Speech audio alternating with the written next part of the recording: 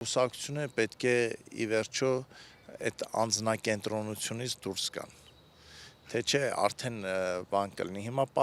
մեկն է գա ասի չգիտեմ բարեկեցիկ Հայաստան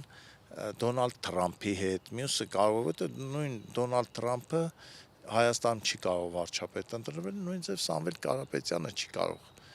Ես նույնիսկ կարող էի առաջարկել մեղմ տարբերակ, եթե ինչ-որ տենց ցանկանում են մարդու անուն ազգանուն լինի, գրել, որ այն մարդը, որ իրավունք չունի պատգամավոր առաջադրվել եւ վարչապետի թեկնածու լինել, իր անունը չգրել։ Մենք կարող է ասենք Պողոս Պողոսյան կամ Պետրոս Պետրոսյան, ես օրինակ եմ ասում, բայց ընդհանուր առմամբ ես կողմ եմ եւ այդ վայնասունը վայ ժողովրդավարության դեմ, էս ինչ արիք, վայ ժողովրդավարության դեմ գործունեությունը այդ որոշ մարդիկ ծավալել են շատ վաղուց